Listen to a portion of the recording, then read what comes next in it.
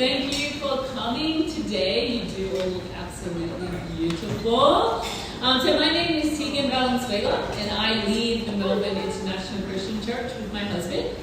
And I want to welcome you. This is Melbourne's second annual Women's Day. Thank you for coming. So as you see, our theme today is Crowned with Confidence. And we do have our theme scripture, which is once again up here, Proverbs 31:25. It says, she's clothed with strength and dignity, and she can laugh at the days to come. And I love this theme. I love our theme for today, confidence, because I think it's something that we all want. You know, we all want to be confident women, and we can all find it in different things, whether it's our family, our success, our achievements, our friends. But I really hope that today, that helps you to see the difference in confidence that we can have when we find it in God. Because it is such a different confidence. When God crowns us with confidence, we walk around like the queens that we are. You know, we are crowned with confidence. And I think that we really reflect the scripture. I love it that we have strength. We don't lose our dignity, and we can laugh at the days to come and not worrying because we know God is in control.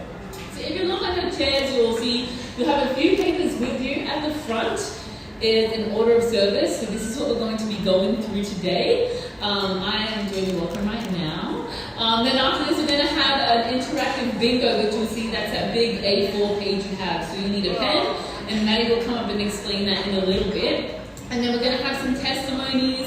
Christine and Precious really sharing their lives and how God has worked in their lives. And then we have Visa and Min, all the way who came all the way down to from Sydney for us to speak and share their hearts. So thank you so much for sharing with us and being here today. We really appreciate having you both. But this is going to be an incredible day. Thank you all for coming and being a part of this. And my hope is that after this event you feel closer to God and seeing how having confidence in Him is going to really help you in your lives. But I'll start with a word of prayer. Bow your heads.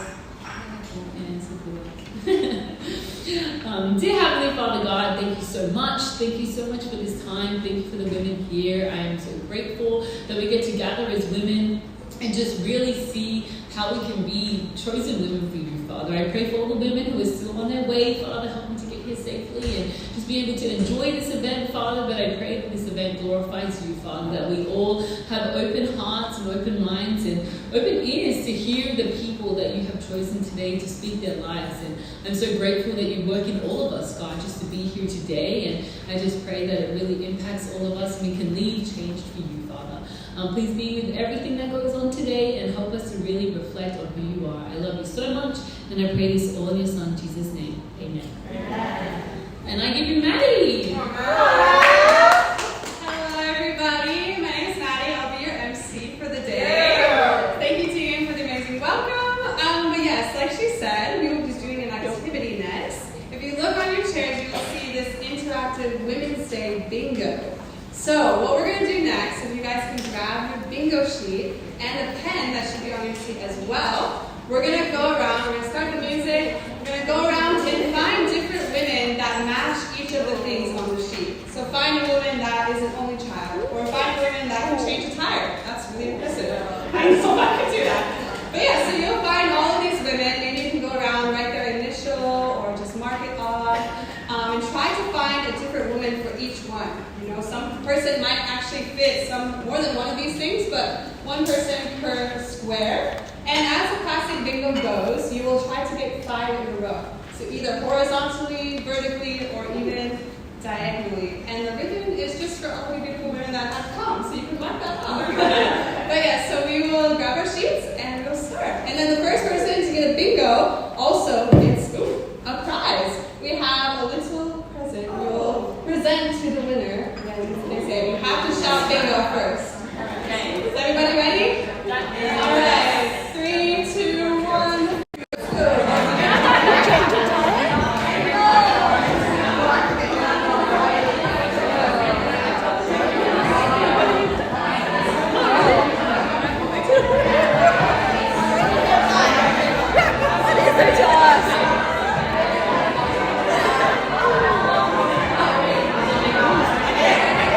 We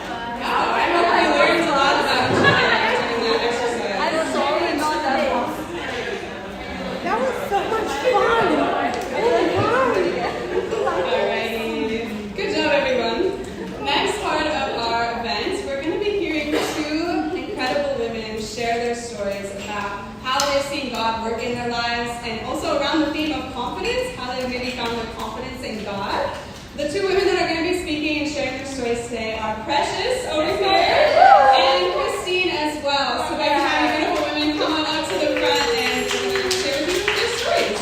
Christine is going to go first.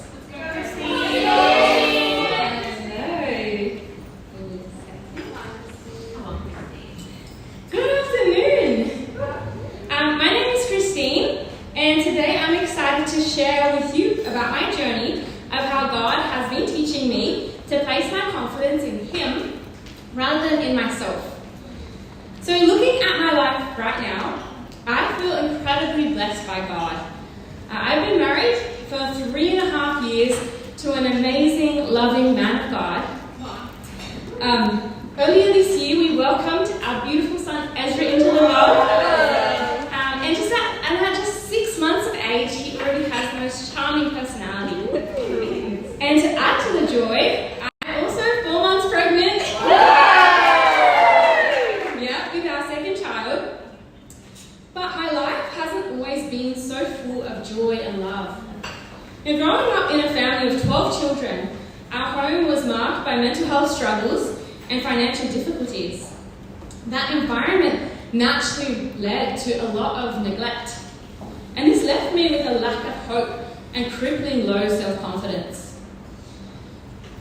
As a 13-year-old, I struggled with self-harm and daily thoughts of suicide. I couldn't see a way forward, and I didn't believe in people around me. I certainly didn't believe in myself. I didn't think I'd ever be able to overcome my social anxiety that kept me from forming close relationships, or my lack of discipline that held me back in school and in my health. Then in my later teenage years, things began to shift. I started applying myself to life's challenges, and slowly I grew more confident in what I was capable of on my own. Then at the age of 20, I made the decision to give my life over to God. And intellectually at this point, I knew that I needed to put my confidence in God, who is so much greater than I am. But if I'm honest, deep down, I was still depending on myself. Whenever a challenge came, I turned first to my own strength and understanding, rather than to prayer and to God's word. In Proverbs 3, verses 5 to 6, it says, "Trust in the Lord with all your heart and lean not on your own understanding. In all your ways submit to Him, and He will make your path straight." At that time, I definitely wasn't living out this scripture. My focus was on what I could do and how I could solve a problem practically, not on what God could do. Then, early last year, while my husband and I were trying for a baby, I experienced 2 miscarriages. And the second one hit me especially hard. That loss pushed me to dig deeper in my relationship with God and to really examine my heart and my desire for a child. I realized I hadn't entrusted this part of my life over to God. Deep down, I believed that having a baby was something I could make happen, that it was within my control. But when my body failed me, I lost confidence in myself because I had made it about me and not about God. But the truth is, bringing a child into the world has never been in my control. That has always been in God's hands. In Psalms 139, verses 13, it says, "For you created my inmost being. You knit me together in my mother's womb." That verse reminded me that it is God, not me, who creates life. As I accepted this truth, I found a new confidence. Not in myself, but in a much more powerful, loving God. I decided at this point to entrust this part of my life over to God, where it rightfully belongs. I prayed that if God allowed me to get pregnant again, that He would keep that baby safe and healthy, because I didn't feel I could endure another loss. And I promised to always remember that any child God entrusts me to be the mother of belongs to God, not to me. Shortly after, I became pregnant with Ezra. And this time I was confident, but not in myself, in God. I trusted that He would take care of this baby. And everything was going smoothly. But at nearly 7 months pregnant, I received some shocking news.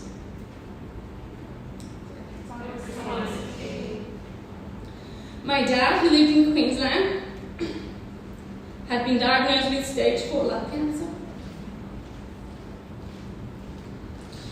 And the doctors, they expected that he might live a year, but we chose to visit right away before I was too far along in my pregnancy to travel. Thank you. The next few weeks were a whirlwind of hope and grief, praying for healing while preparing for the possibility of loss. And just 4 weeks after his diagnosis, he passed away.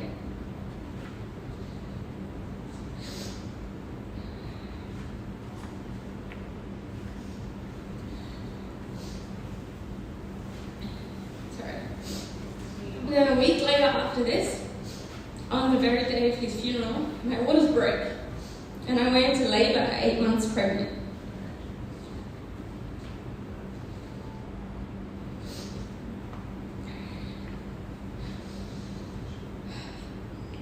And the labour itself went smoothly, but within minutes of Ezra being born, the medical staff realised that he wasn't breathing properly. His premature lungs were not developed enough to function on their own. At first, his breathing was supported with CPAP, which is a device that keeps the airways open, but this wasn't enough, and eventually he needed to be ventilated, which is where a machine is breathing for you. Watching his tiny little body struggle for each breath was heartbreaking, especially after just witnessing my dad's decline and death from lung failure. The machines, the tests, the hospital atmosphere, it all mirrored what I had just gone through with my dad. And every part of me wanted to panic. But I knew I couldn't let fear take over. I knew that I needed to be strong for my son. In Jeremiah 17, verse 7, it says, "But blessed is the one who trusts in the Lord, whose confidence is in Him." In that moment, when fear tried to overwhelm me, I made a choice. Instead of focusing on my memories and my fear, I chose to remember what God had already done. I remembered my prayer, that if God allowed me to have this child, that He would keep him safe and healthy. And I chose to trust that Ezra's life was in God's hands, not mine. My role was to love and comfort my son, not to try to control a situation that I never had any control of to begin with. And through trusting God, I was able to stay calm and present during a scary and painful time of Ezra's life. And through that, I built an even deeper bond and love for my baby. And by God's grace, just 9 days later, we were able to be discharged from the hospital. And he's thrived ever since. If you've seen him today, he's a beautiful baby. Today, I am more confident than ever that God was watching over him. And this gives me courage to embrace my role as a mother, not with fear, but with the confidence that God will be by my side every step of the way.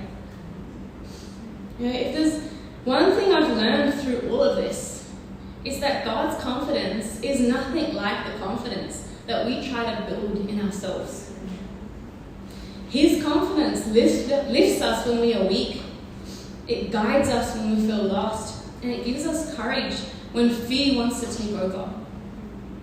And the beautiful part is that it's always available to us. No matter our struggles, our past, or the things we feel we can't control. Go back to your lives.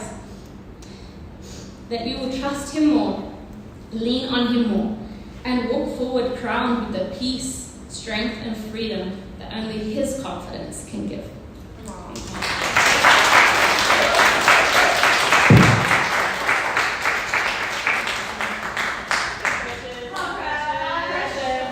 gosh, guys, you all look amazing. Can we all just like cheer for each other right now? Yeah! It was great.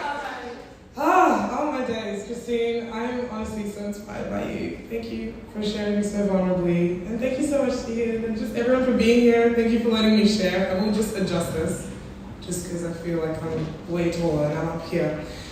But, Maddie, T, and Christine said, my name is Precious, if you don't know. And I'm really excited to share my testimony with you all. I'm going to be talking about what it's like to have confidence in the truth and how I got there. And to kind of help me tell you my story, my testimony, I'll be sharing a story of a woman in the Bible that I believe my life mirrored. And this was the Samaritan woman. So I'm going to read her story from the Bible. This is in John chapter 4. If you want to read as well, just listen, no stress. So in John chapter 4, verse 7 to 10, it says, when a Samaritan woman came to draw water, Jesus said to her, will you give me a drink? The Samaritan woman said to him, you're a Jew, and I'm a Samaritan woman. How can you ask me for a drink? For Jews did not associate with Samaritans. Jesus answered her, if you knew the gift of God and who it is that asks you for a drink, you would have asked him and he would have given you living water. Jumping down to verse 15 to 18, the woman said to him, sir, give me this living water so I won't get thirsty and have to keep coming here to draw water. He told her, go, call your husband and come back. I have no husband, she replied. Jesus said to her, you're right. You say you have no husband. Sorry, my voice disappeared for a second. The fact is, you have 5 husbands, and the man you're with now is not your husband. What you've said is quite true. Now, if you don't know what a Samaritan is, a Samaritan is just someone that was racially mixed, half Israelite, half something else. And this kind of ethnic group was actually neglected from the community.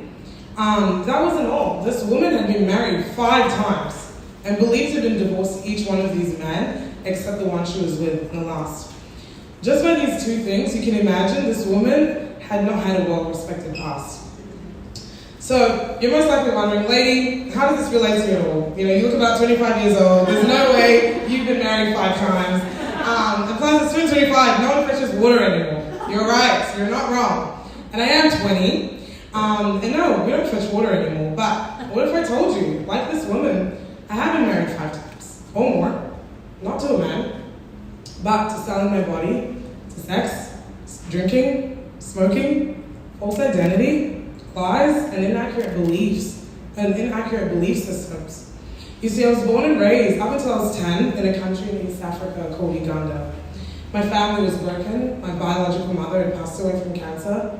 My dad and one of his good friends both divorced their spouses, and they just decided to co-parent me and my 4 other siblings. So in 2015, we actually moved to a beautiful country called New Zealand. And I truly believe this is the place I grew up. You know, this is the place where I was introduced to diversity in cultures and opinions. This is the place that introduced me to my mistakes, to discrimination, and to change, and all the things that, shaped my past. By the time I was in high school, boys, popularity, parties became my thing. In primary school, I was this new African kid with a shaved head, and everyone found it so strange. But how dark I was seemed to be, the essence of every boy's joke. And this never stopped all throughout high school. It made me timid. It made me insecure. But like the Samaritan woman, I could relate to that feeling of separation, the detachment, from your environment because of your race. So in high school, when it came around, I was like, this is an opportunity to rebrand. So I became the mean, loud, fierce girl who knew all about the parties, wore revealing clothes because it brought the men's attention. And that made me feel seen. It made me feel noticed. I pretended that I hated the attention and hid behind the idea of, showing off my body as me proving that I'm confident. But by 13, guys, if I'm being honest, I'd already slept with someone. By 16, I had my first boyfriend. 17, I was in another relationship. I had the kinds of friends where we would smoke weed and drive late at night. We would take pride in how many men we'd slept with, what our plans were in the weekend. I did all of this confidently expressing that I was a Christian, telling people that I was, I believed in God, and so they could see me as this innocent girl, that all the stuff I did didn't matter. But ladies, this was my life from 2021 to 2023. I was married to false confidence. The attention I got from my friends whenever I was in my true self gave me confidence. The attention I got from men gave me confidence. And the ability to hide behind false Christianity gave me confidence because I knew no one in the mainstream church was going to call me out. No one's going to hold me accountable. And I was taught if I just believe, then I'll be saved anyway. So I don't need to change. This lifestyle left me empty, very hollow and burdened. And there came a time in 2023 where I lost my friends. I wasn't cool enough for them. I wasn't cool anymore. And it's only because I wanted to change. You know, like the Samaritan woman, I yearned for a different life to my own. I longed to meet the man I'd heard change lives. So I decided to look for him. 2024, my family and we planned to move to Perth, Australia actually. But my parents sat down, they're like, this is not possible. And so they were like, let's just go next year. So I decided to go to University of Auckland. So I applied, got into uni, and I moved to this big new city. And I had the same ambition. I was like, I need to find this man I heard change lives. You see, I grew up believing in God, surrounded by what we know as the Christian values, but there were no substance to me at all. So people would always tell me that Jesus died for your sins, you know, and I believe this Jesus guy existed, but what he did for me meant nothing. Excuse me. So, for the first time in my life, I wanted to know what this meant. I started to read the Bible. I prayed to find a woman that would teach me and help me understand. A woman that had the life that I had so that could walk with me and teach me how to get there. So my well was located in Auckland, New Zealand. A week in the city, I met a new friend. She confidently came up to me, asking me to study the Bible. And I was curious because I was reading it, but I also wanted to learn more. I was also cautious about who she was, her energy, her confidence, you know? It looks very different to what I had. And that made me really question a lot. And so as we studied the Bible and attended these discussions she would hold, I was very, very curious, always watching her. And I wanted whatever she had. Because even I called myself a Christian, I thought I was confident, what she had looked different. And so I studied the Bible and actually realized I was calling myself a Christian, a believer this entire time, up until that point, and I had nothing in my character to show for it. My life did not look like the Bible. I was not a Christ follower. I was just religious. I followed people's ideas and conclusions about Jesus, just by going to youth group and church every Sunday, rather than learning from the Bible myself. Though through studying the Bible, I learned that I was not this kind, caring person I thought I was, and this hurt. But I knew that this was the truth, and this was God showing me who I really was. Now, this entire time, I had lost friends from high school, and there came a point where also my religious friends decided to leave. They were intimidated by the truth, the biblical Christianity. The very people my confidence was in started to walk away, and I remember breaking down. And this is when I learned three things. The truth hurts. The truth is not trendy, but the truth is where confidence was. And truly, I believe the woman at the well, the Samaritan woman, would have had the same revelation about her life. Jesus says in John 14, verse 6, I am the way, the truth, and the life, and no one can come to the Father except through me. I believe in this interaction, Jesus openly showed his character, and she was inspired. And I remember connecting the dots, seeing, okay, if Jesus is the truth brings confidence. Logically, it meant for me to be a confident person, I had to imitate Jesus. And so in John 4, it's really cool because the story goes on to describe the woman leaving her job, and she went down to the town and just told everyone, come see the man that told me everything I ever did. Could this be the Messiah? I used to wonder why her name was never actually mentioned in the Bible. But truly, I believe that this woman's name wasn't mentioned because her story and her confidence in the truth and to proclaim it was enough to keep her legacy. I don't know about you women, but this is the kind of confidence and truth I want to leave behind. And so today I stand here sharing with you, wonderful women, in my story in hopes that you would see confidence was not rooted in the friends I had, in the clothes I wore, the men I slept with, the inaccurate, beliefs in Christianity or popularity. It was in truth. And according to the Bible, Jesus is the truth. Being firm in Jesus and learning about how he was able to remain confident when people would gossip about him, people hated him, helped me gain confidence. Today I stand in front of you all, healed, bold, crowned in confidence in the truth. Thank you for letting me share. Thank you.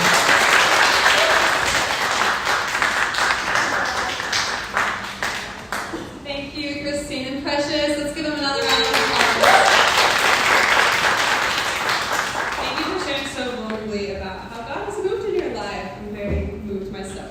But next we're going to be introducing our main speakers for the event. So we have today two very special people, Isa and Min from Sydney, coming down to speak to us today about confidence and how we can find that in God as well. But I'm going to do a little introduction, some fun facts about them as well. If you didn't learn a little bit about them in the bingo, there's some other fun facts about them. So Isa is from Manila in the Philippines. She studied at Princeton cultural anthropology, dance, linguistics, and translation. She worked in arts development and currently works in the full-time ministry in Sydney. And some of her hobbies include dance, singing, painting, fashion, touch rugby, and volleyball. Isa has been a Christian for about 4 years now, and she's coming from Sydney, where she's actually training in the full-time ministry for Southeast Asia. And this moves. But yes, she has served in multiple churches, including Manila, Sydney, and also New York, where she was baptized, which is really cool. But also we have Min speaking today, and Min is from South Korea. She studied bioengineering at UC Berkeley and has worked as a research associate, senior IT analysis, and now in the ministry as well in Sydney full time. And some of the fun facts she provided was that she used to ski. She sometimes goes bouldering now, which is very hard. I'm impressed by you. But also likes just being outside. And she's been a Christian for about 3.5 years now, and she came to Sydney to train for the Korean mission team. Wow. Yeah, and she's served in different churches as well, such as San Francisco and LA. But I would love to welcome you guys up now for the main part of our event.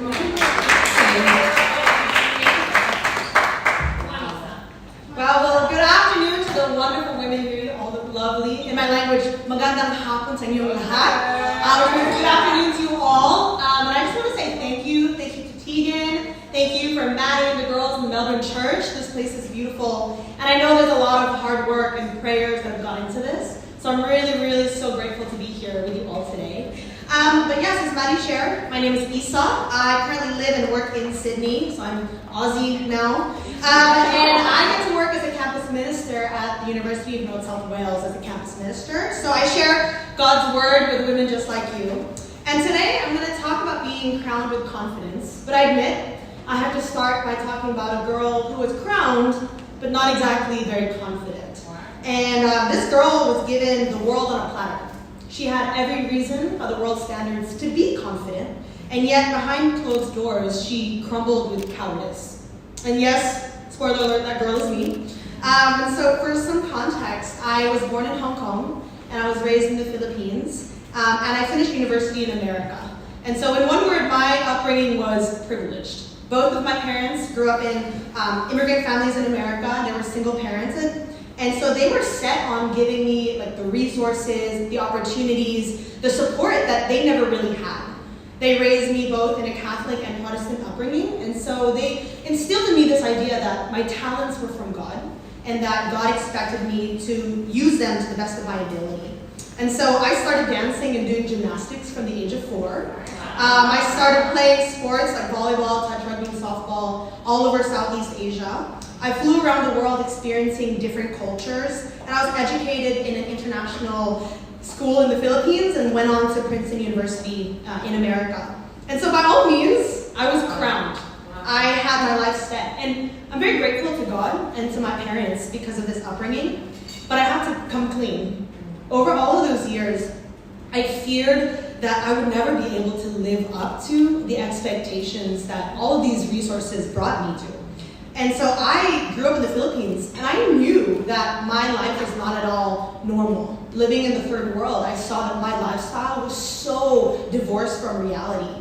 And so the more opportunities I got, the more pressure I felt, and also the more guilt I felt that welled up inside of me. There was this voice that said, someone like you should do something great with your life. You're gonna change the world. And I really believed that, and I had that understanding, but the crippling weight of just expectation made me want to hide. I might have been good at performing on stages, but inside I was running from myself. Because the truth was, I hated being chosen. You know, like, no matter what I did, God kept putting me into leadership positions. And for a moment, it feels good to be chosen, right? You want to be chosen for the team. You want to be chosen in class. But when I realized the responsibility that came with being chosen, I wanted to run away. I thought, would I ever be enough to do my parents' sacrifice justice? Would I ever do enough to do justice to my country or to my people? I would perform and look good on the outside so that nobody would dare come close and ask me the question that I hated the most. Why did you pick her? You know, when I was the only person in my entire country to be admitted to Princeton University, why her? When I was the one chosen to represent the Philippines in touch rugby here in Australia, why her? When I was given the once-in-a-lifetime opportunity to study art around the world for a year, why her? And you think that all this external validation would feel really good and make me confident, right?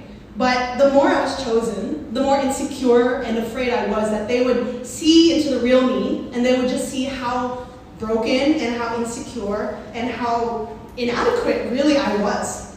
They might see this talented, confident, bold person, but really all I felt was fake. I felt like what they say, imposter syndrome, like I was a visitor in my own body. Especially in university, where I was surrounded by people who were far more talented than I was. The daily struggle of comparing myself, my grades, my internships, how many languages I speak, my extracurriculars, it was so exhausting. And I didn't know how I could justify being there. And so I just dove into everything that I could, dance groups and clubs and extracurriculars. It was as if I was waiting for someone to just tell me, you belong here. But all I wanted deep down was to be seen for who I was, who I really was, to be confident in myself just because I am, not because of what I do. You know, I was really good at performing for other people, but I had no idea who I was or what I was created for.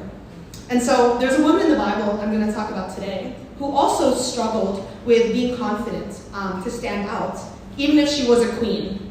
And her name is Esther, some of you might know. But we're going to look at her story and how she was crowned with a confidence that came not from the world, but from God. And so I have one point for you today, which is stand out queen. And so Esther, for some context, she was a Jewish woman, and she was born into a very dark period of Jewish history where they were subject to exile in Babylon. So though the Jews were God's chosen people, God had allowed them to be subject to the rule of King Xerxes, who was the ruler of the Medo-Persian Empire in 486 BC. So in a display of his great splendor and riches, the king, he throws a banquet and summons his wife, Queen Vashti, to appear before him and his royal court of men wearing nothing but her crown. Talk about degrading. You are the queen and your own husband called you in naked just to wear your crown. And so she refuses to go and to endure such humiliation. And as a consequence, King Xerxes deposes her and begins to search for a newer, younger queen. And so this is where Esther enters into the story. A young, beautiful Jewish woman, Esther was an orphan raised by her uncle Mordecai, who worked in the royal court. And as with all the other young women in the land, she was summoned to the palace to be presented to the king. But by God's divine hand, Esther stood out among all the other women. When she appeared before the men entrusted with the harem, where all the women stayed, the Bible writes about her in Esther 2:9. It says this: she pleased him and won his favor. Immediately, he provided her with beauty treatments and special food. He assigned to her 7 female attendants selected from the king's palace and moved her and her attendants into the best place in the harem. Before a young woman's turn came to go into King Xerxes, she had to complete 12 months of beauty treatments prescribed for the women, 6 months with oil of myrrh and 6 with perfumes and cosmetics. So it seems like Esther was living the life.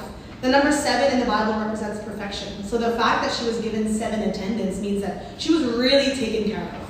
And God made her beautiful. There was something about her, maybe a warmth or a gentleness or a peace that just attracted people to her.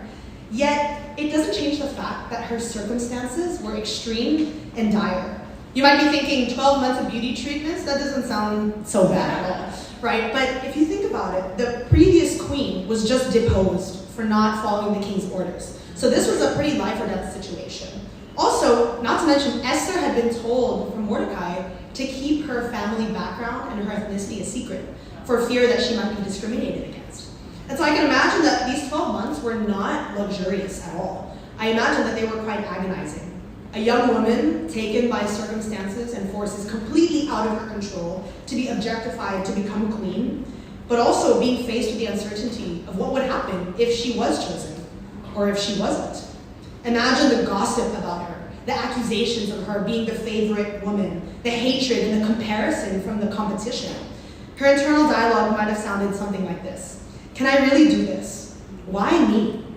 If they really knew I was an orphan or I was Jewish, they wouldn't choose me. What if I fail publicly and disappoint my family, my country, my people? Yet, as we keep reading, God, of course, as he does, had other plans for Esther. And the king, King Xerxes, becomes more and more attracted to her over time, and he crowns her to be queen. So not long after Esther becomes queen, some drama plays out in the palace, and one of the king's advisors, Haman, convinces the king that the Jews should be annihilated. So Haman is an Agagite, the mortal enemy of the Jews, and he hatches this elaborate plan to wipe out the Jews. But of course, Mordecai somehow learns about this plot, and he pleads with Queen Esther to use her position in order to save the day, even if it means that she could be executed for it. And so when I read Esther's story, I can imagine the weight of the pressure she was under, keeping her true identity a secret while having to play this role of being queen. I can imagine the temptation to run away and the aching desire to just be like everybody else, to not have to live up to society's expectations. I can imagine the resentment of being faced with this great responsibility of literally saving her people, even though she didn't choose to be queen, nor did she choose to be Jewish. The insecurity and the anxiety was real.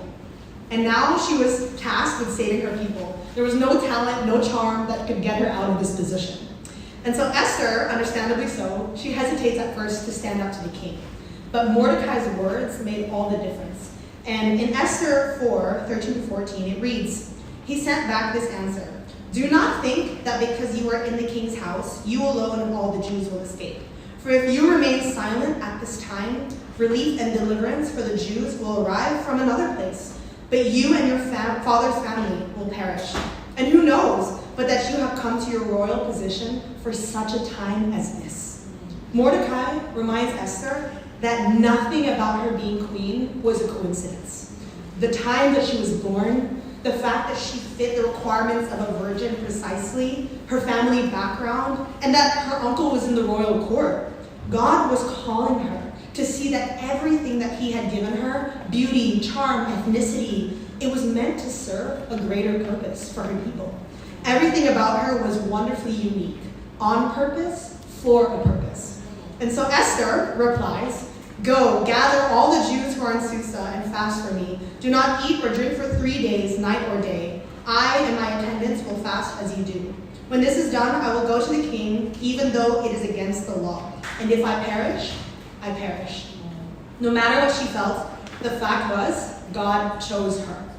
She could have played the victim, she could have run away from the pressure, but instead, she showed great character, that under pressure, she found her confidence in believing that God created her for that very moment. So it wasn't easy at all. She had to humble herself for 3 days, she fasted, and she got her strength from God. But she comes out with this confident resolve to die, to do what God has called her to do. She may have been crowned by the world, but it wasn't until this moment, her private moment with God, that she truly was crowned with confidence. And she exemplifies the scripture in 1 Peter 3:3-4 that I want to read to you. It says, "Your beauty should not come from outward adornment, such as elaborate hairstyles and the wearing of gold jewelry or fine clothes. Rather, it should be that of your inner self, the unfading beauty of a gentle and quiet spirit, which is of great worth in God's sight." So Esther teaches us that the beauty of having a gentle and quiet spirit is that we're not consumed with outward appearances, but we get to see ourselves from God's eyes, fully loved for who we are. You know, Esther models for us the power of finding our worth in God's sight, the true source of confidence. Fun fact, the word confidence in Latin actually means to fully trust. And so Esther fully trusted that God made her exactly as she was for such a time as this.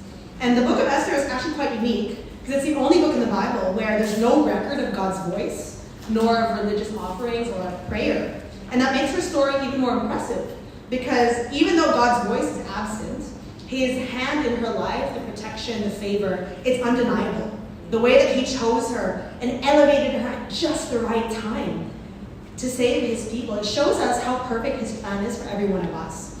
And so in my own life, God softened my heart at just the right time to read the Bible. Freshly graduated in the pandemic, I had reached my breaking point of performing for other people. And I achieved all that I wanted at school. I got thesis awards and scholarships. I was surrounded by friends, but I was painfully lonely. I lived in New York pursuing a career in the performing arts as a dancer, which, as you can imagine, is all about finding value in your performance. And I was surrounded by people, but I never felt seen. I longed to be taught how to find confidence in God. So I prayed, as many of the women shared a while ago, to find women who could teach me how to do that. And God worked really quickly. I went on Google, as you do when you're looking for answers, and I Googled Christian Creatives New York. And I found a community of women who could study the Bible with me, but also push me to use my talents for God. And I was really pleasantly surprised by what I found, because though I grew up around the Bible, like Precious, it was the first time that I felt really seen by God. It felt like a personal love letter that God wrote to me, showing me that I was valuable, even in my quiet, weak, insecure moments. I studied the Bible, and others showed me the love of God through the cross, and how he yearned to have a relationship with me and crown me with inner confidence. I figured if someone was willing to die for me, even though I didn't really like him very much, I must be pretty important. I found the deep fulfillment of finally knowing that I was created solely to know God and be known by him. I saw that I was special and unique in God's eyes, and that my talents serve a bigger purpose, which include coming down here from Sydney to speak to all of you today. And so I didn't become a Christian to be loved, but because I understood the depth of God's love, that perhaps everything in my life had come together for such a time as this. Instead of feeling all this pressure to live up to those expectations I talked about a while ago, I was finally grateful that God had given me so many random talents and passions and hobbies so that I could not just use them for my own validation, but actually connect with other women looking for God. I could use my dance passion to connect with other dancers. I could use my sports in order to help athletes to find God. And so I even got to choreograph dances all over the Philippines at women's days just like this one, because God called me to. And so finally I saw that my talents were not for me to keep, but they were for me to give away. And the same is true for every single woman in this room. I want to ask you, what talents has God given you? What do you truly believe that you were made for? Because you are unique. In Psalm 139, I love Christine read this, it says in verse 13 to 16, "For you formed my inward parts. You knitted me together in my mother's womb. I praise you, for I am fearfully and wonderfully made. Wonderful are your works. My soul knows it very well. My frame was not hidden from you when I was being made in secret, intricately woven in the depths of the earth. Your eyes saw my unformed substance. In your book were written, every one of them, the days that were formed for me, when as yet there was none of them." So to the women here, your life is irreplaceable. You're valuable beyond measurement. Not because of what you do or how you look, though you look beautiful, but because it is God who created you. Even before you existed, God knew that you were extraordinary and planned awesome things out for your life, not just for your own benefit, but for the salvation of many people in your life. There's nobody else like you in the entire world. And think about that, it's crazy. No one else who thinks like you, speaks like you, can do what you do. But how much time do we spend trying to escape ourselves? Creating avatars, filters. We spend so much money and time running away from ourselves. When in fact, God handcrafted us, and he literally called us beautiful. So even though the world screams, you're not enough, God created us to be more than enough, even when you were in your mother's womb. He created you exactly as you are, and chose you to have a relationship with him forever, to become more than you ever thought you could be because of his love. And so I know that you are created to impact the world, because it desperately needs you to love being the you that God created you to be. Mark Twain once said, "The two most important days in your life are the day you are born and the day you find out why." No one in all the world is like you, or will ever be like you, or will ever do what you do, or will be called to the purpose that you have. And so I want to encourage all the women here, study the Bible with the woman who brought you out, to find out what is it that God really created you for. I hope that today you deeply understand why God made you, and that it gives you the confidence to stand out, Queen. Thank you for letting me share.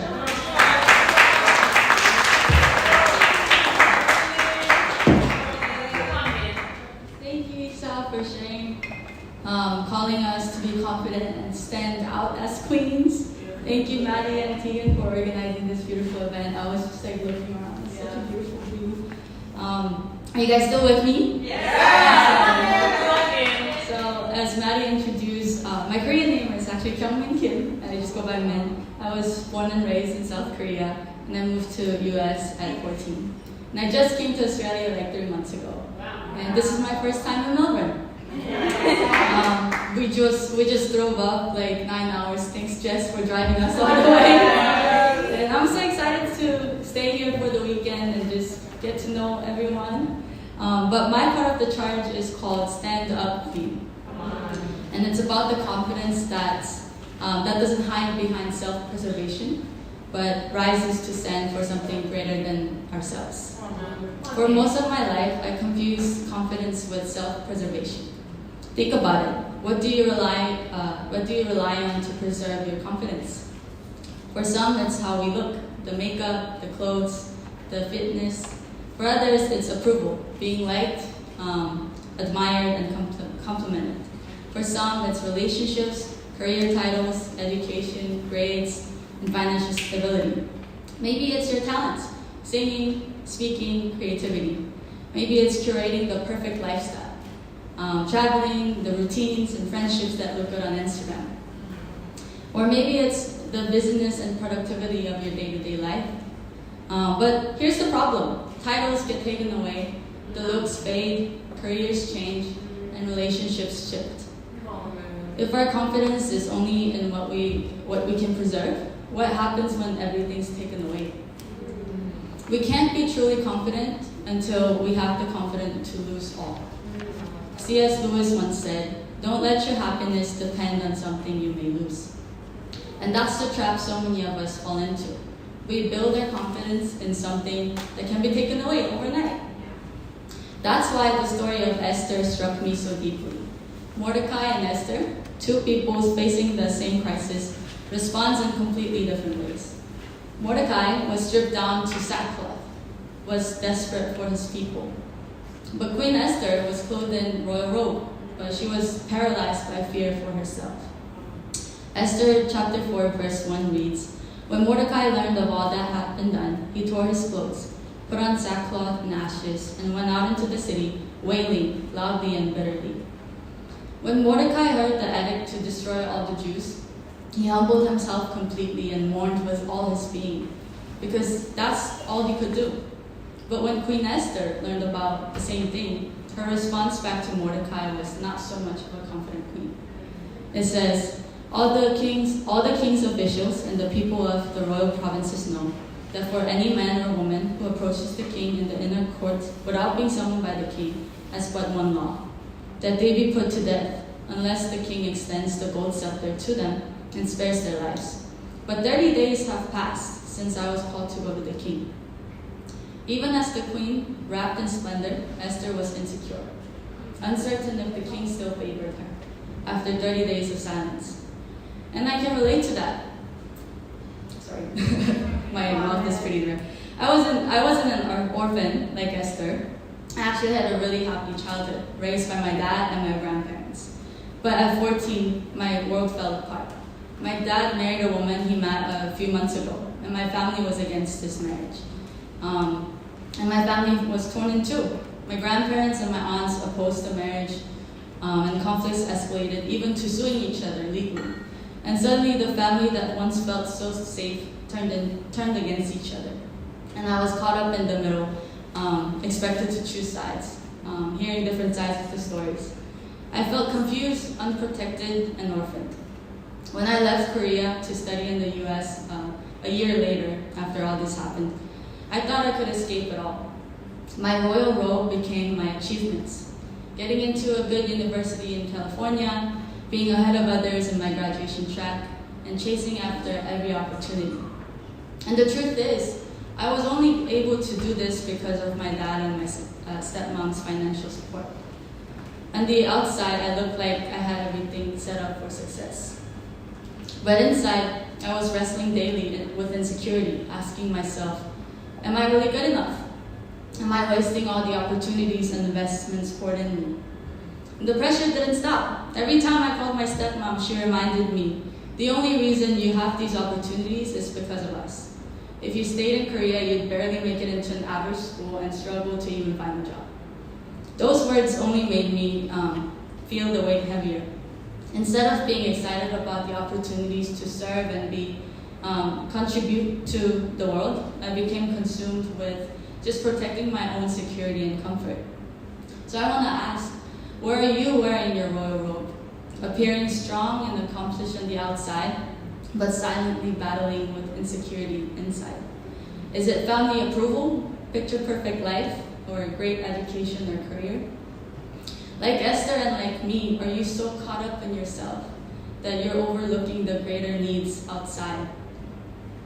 And then we continue. In Esther 4, verse 13 to 14, Lisa already read this, but Mordecai replies to Esther, do not think that because you're in the king's house, you alone of the Jews will escape. For if you remain silent at this time, relief and deliverance for the Jews will arise from another place. But you and your father's family will perish. And who knows but that you have come to your royal position for such a time as this. I love Mordecai's stern correction. His response shows his confidence in God, no matter what Esther decides to do. Yet he reminds her the consequence of her own action will be there. He doesn't flatter her by saying, surely the king loves you, you're beautiful, and you're chosen. But he asks her, who knows but that you have come to your royal position for such a time as this? And that was enough. Esther responds with her queenly resolve to gather the Jews to fast for 3 days. And she says, and if I perish, I perish. Just one person and one question can strip away all our confidence, all our false confidence. For me, it was Jesus' question in Luke chapter 9, 24 to 25. He says, for whoever wants to save their life will lose it, but whoever loses their life for me will save it. What good is it for someone to gain the whole world and yet lose or forfeit their very self? Those words haunted me because at that time, I was chasing the world, building my resume, living that DACA routine, keeping busy with my friends and boyfriend, and even going to church, looking spiritual. But inside, I was exhausted and empty. The more I tried to preserve myself, the more I felt like I was losing myself. I was just a busybody. And I remember this quote Martin Luther King Jr. said. He said, a man who won't die for something is not fit to live. It's pretty intense. But I was really looking for something to lose my life for. I didn't know back then. But when Esther chose to risk losing her life for her people, she finally discovered her true identity as the queen that God called her to be. So I want to ask you another question. Do you have someone in your life, like Mordecai to Esther, that can challenge you to face the reality rather than comfort you at the moment? Do you have something worth losing your life for? And we continue. What's amazing is what God responds once Esther made that decision. On the last day of her fast, Esther went to the king and he extends the gold scepter to spare her. She hosted 2 banquets inviting both the king and Haman. Many reasons have been suggested why she had to hold 2 banquets, but the explanation that resonates with me is this. Esther was waiting for God's sign, and he gave it.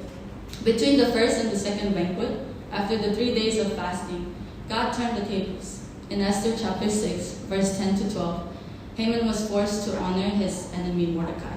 It says, go at once, the king commanded Haman. Get the robe and the horse and do just as what you suggested for Mordecai the Jew, who sits at the king's gate. Do not neglect anything you have recommended. So Haman got the robe and the horse. He robed Mordecai and led him on a horseback through the city streets, proclaiming before him, This is what is done for the man the king delights to honor. God was the one who took off Mordecai's sackcloth and put on him a royal robe.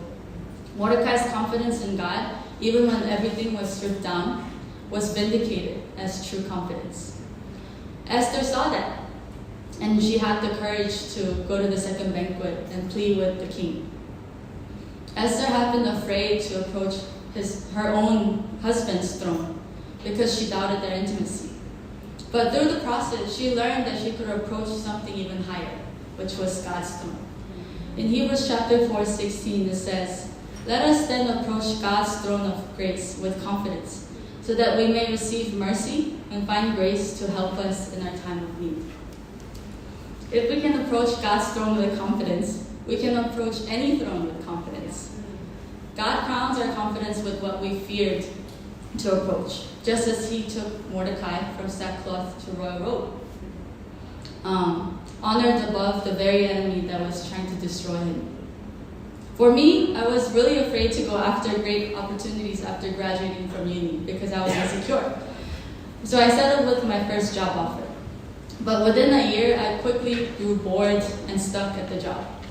And I spent all my free time job hunting, and the only offer I received was taken back. That's when I realized I needed to stop striving on my own and start approaching God's throne. So I prayed, specifically for an opportunity that only God can give. That prayer was my way of stepping before God's throne, admitting I didn't have the strength or resume or connections to make it happen on my own. And God honored it. Within months of praying, a head recruiter reached out to me.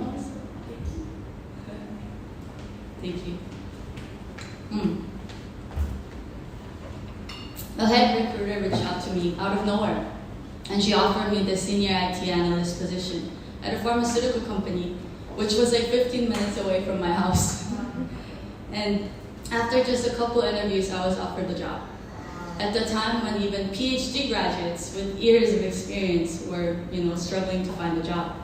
God opened the door for me that I could have never opened for myself. So what are you afraid of approaching? Do you know that you can approach the highest of thrones? And not only Mordecai, God clothed all the Jews with joy and honor because of Esther. In Esther chapter 8, it says, "When Mordecai left the king's presence, he was wearing royal garments of blue and white, a large crown of gold, and a purple robe of fine linen. And the city of Susa held a joyous celebration. For the Jews, it was time of happiness and joy, gladness and honor. In every province and in every city to which the edict of the king was sent, there was joy and gladness among the Jews, with feasting and celebrating. And many people of other nationalities became Jews because fear of Jews has seized them." A little history, as Lisa explained, Jews had been conquered by the foreign country, Babylon, and their temple was destroyed.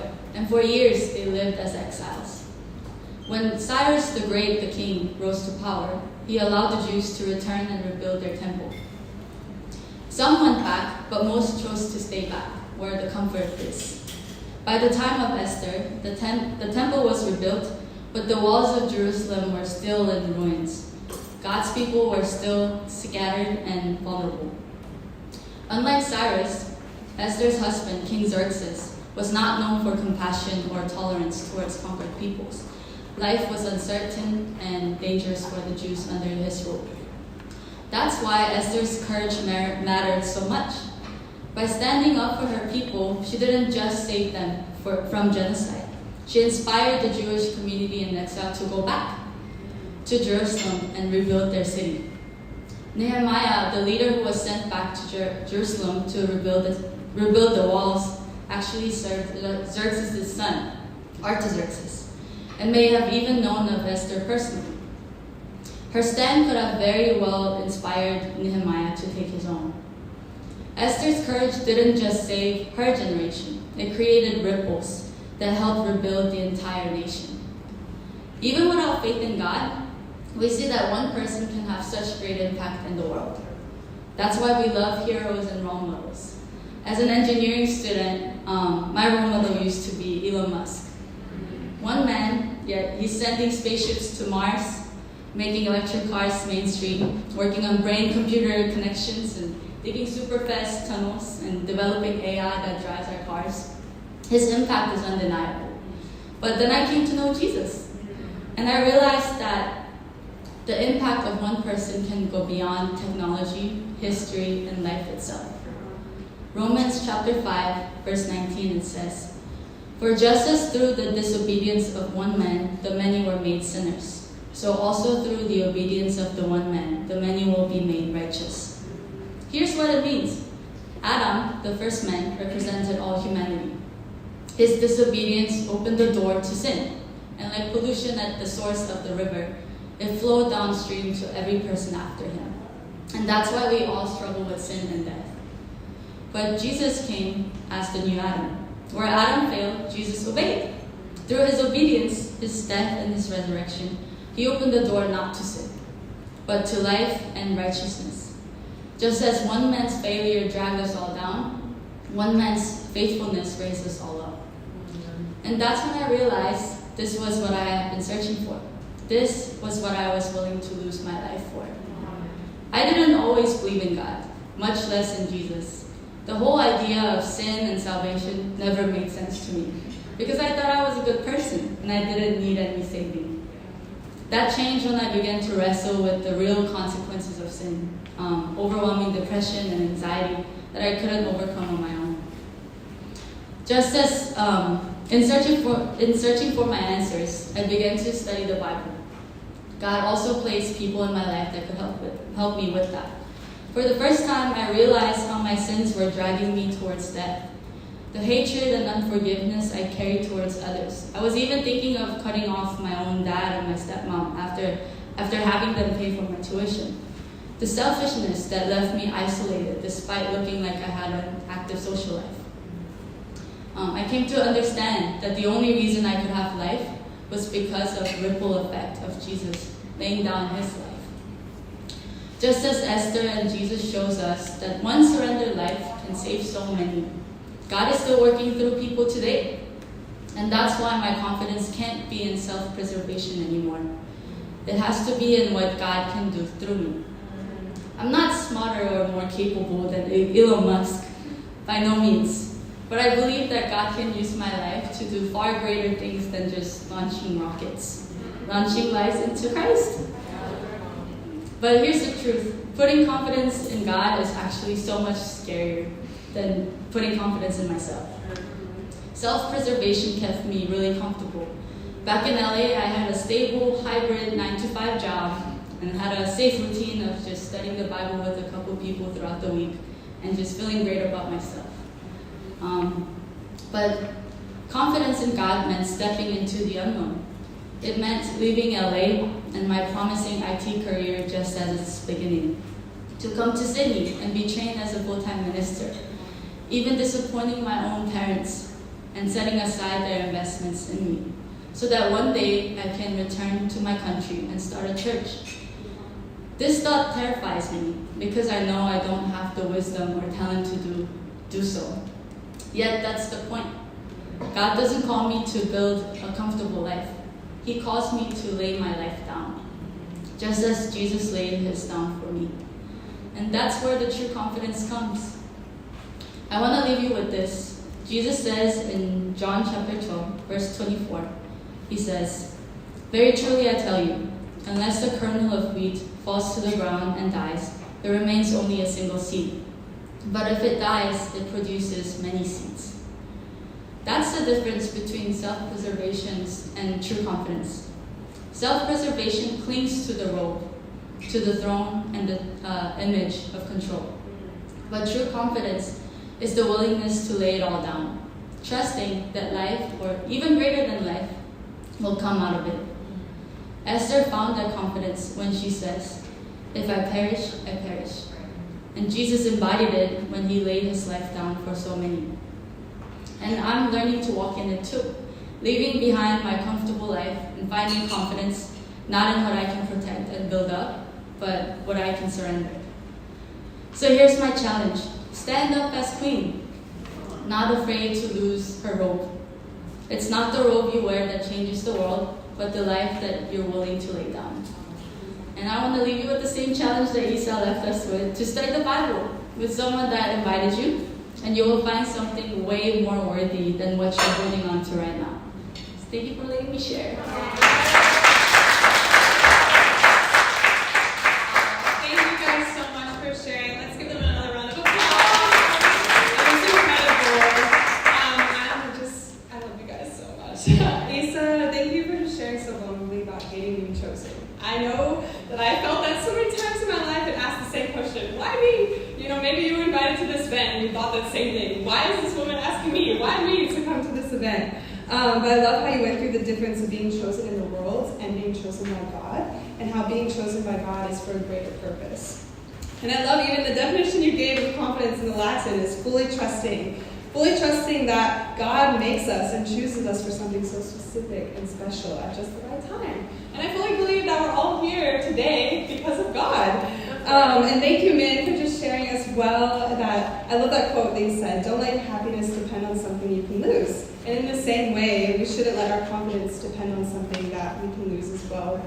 And we can put our confidence in so many things around us, you know, we can even have like a confident front, but on the inside, not really feeling that. I know that's been me so many times in my life, and I love your lesson or your little speech that you gave because it really made me think, what am I afraid of approaching? What opportunities have I hesitated chasing after? Because I'm so focused on myself, my abilities, the resources I have, or even the circumstances I'm in, and I love that you challenge us to just lay that all out and just really look at God. And so thank you guys for sharing your hearts today. The next few minutes of our event, we're actually going to be filling out this response card that you will have on your chair. It's this beautiful little card right here, and it has a few things to fill out: your name, who you were invited by, your phone number if you would like to provide any feedback. But also, there's a few little check boxes on the side of things that you might be interested in. One of them is personal Bible studies, kind of based on the challenge they gave as well, worship services, group Bible discussions, things like that. But we're going to take some time to fill this out, and our lovely, beautiful friend here, Betta, is going to come around with a bowl and collect them. It's really important to turn your card in because at the end of our event today, we're going to be choosing people's response cards to select people to win these beautiful raffle baskets on the table over here. We have 3 baskets. One is a spa basket, one is stationery, and one is a movie basket. So if you want to take a peek, they're amazing. But yeah, we're going to take this time to do that quickly, and then I'll come back up afterwards. Thank you, guys.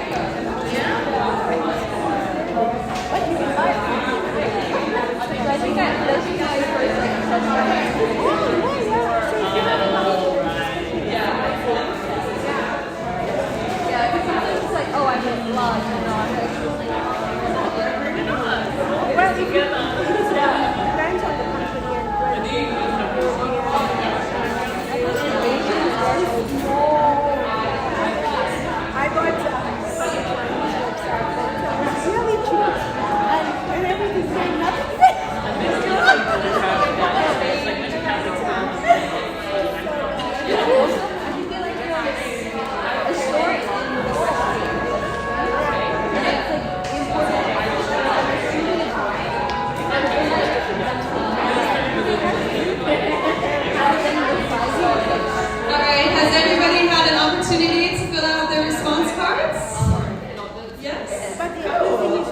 Well, just briefly, before we go into the next part, we're actually going to take a little break, and we're all going to either fill the bags, you can use the pouches, you can go pick up some more fruit and things like that, or even outside, we're actually going to clear the chairs, bring in some cocktail tables, and just have a time of just getting to know each other more, getting to know the chat, and we're going to have the canapes coming out as well. And in a half hour, we're going to also introduce or announce who has won the raffle baskets. So please stay around for that, and yeah, thank you everybody.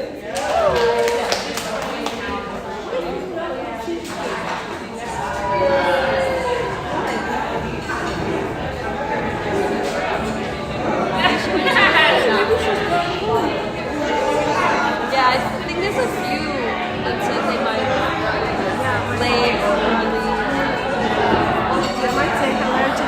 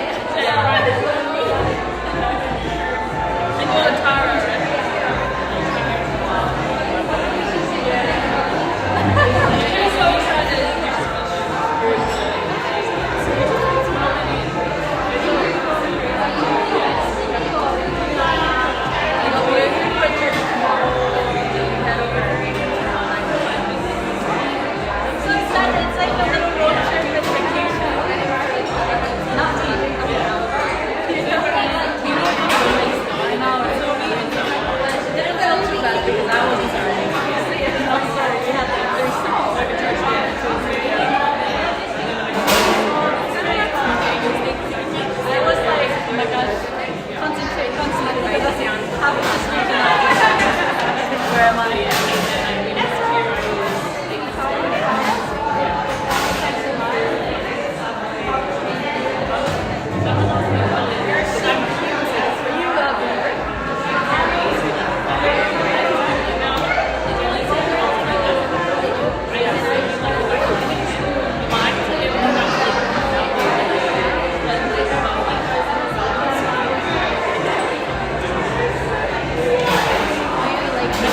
Like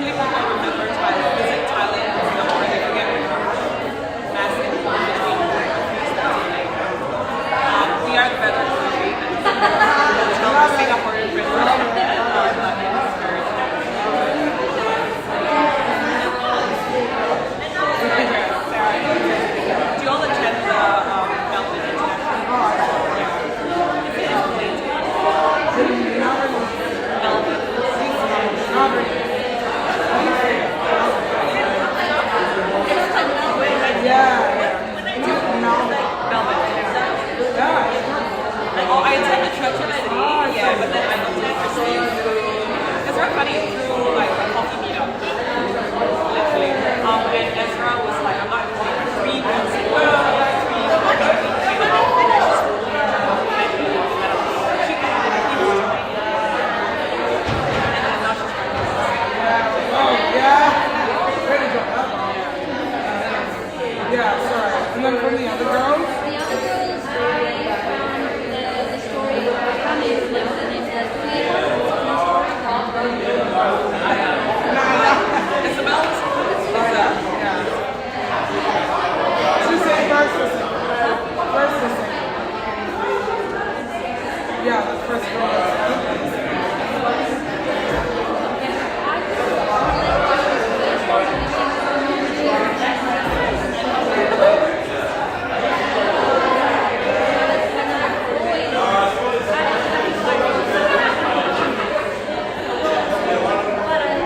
enjoyed seeing the other side of it. It is a choice that it's quite interesting. Most in festivities were very contrasting, as in like contrasting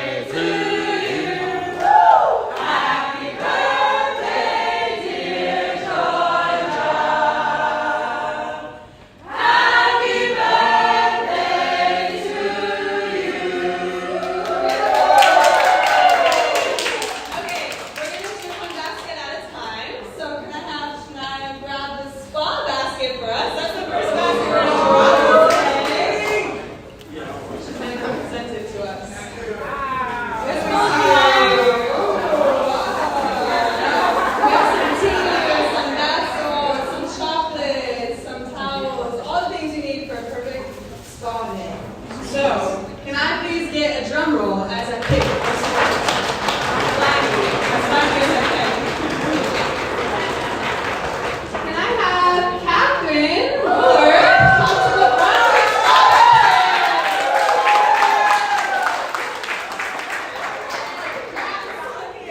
Can we get a photo of the winners? I'll wait a second. Turn around and get Great, can you hold it?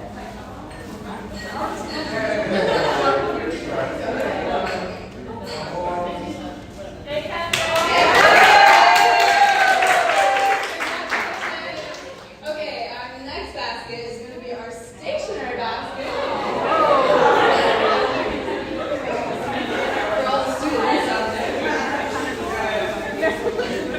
Looks like we got some notebooks, journals, mugs, pens, highlighters, everything that you need. But another drum roll, please.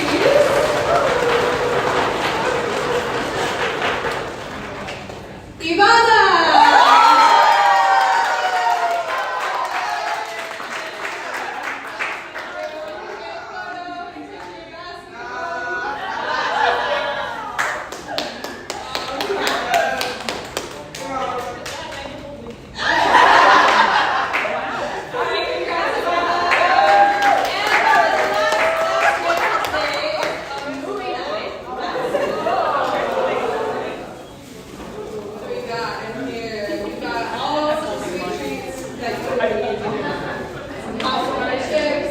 And we're going to have our last drum roll, please.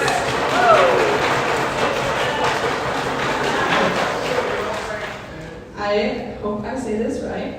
Brigitte? Brigitte? Cool.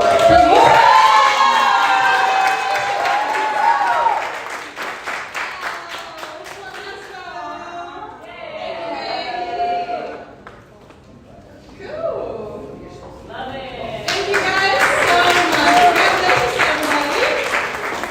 And yes, now you can just mingle amongst yourselves, continue eating. We have the venue until 4, so feel free to stick around and do what you need to do. But thank you guys so much for coming today.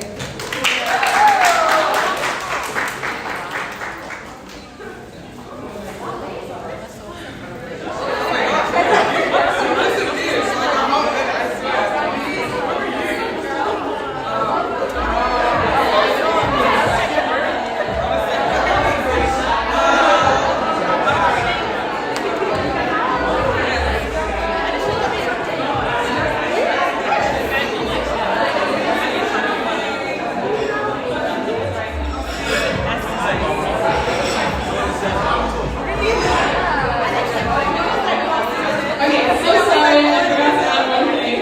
Can we all actually get a group photo before we split off for the day? So let everyone come to the front of the room. We're going to have our photo session right here. Real quick.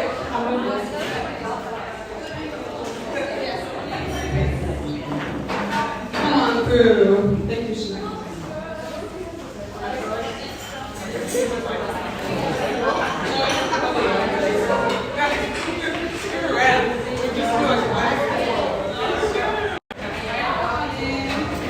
Wayne, let us know if we're in the frame.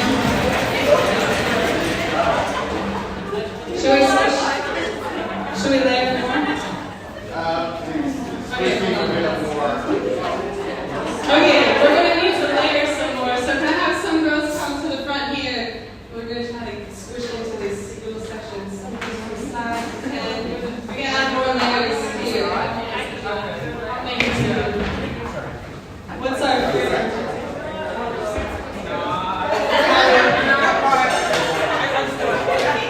Oh, this is.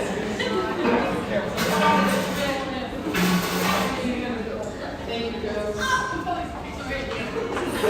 How are we looking, Wayne? Perfect. Hey! All right. Smile, please. You guys make your own countdown. I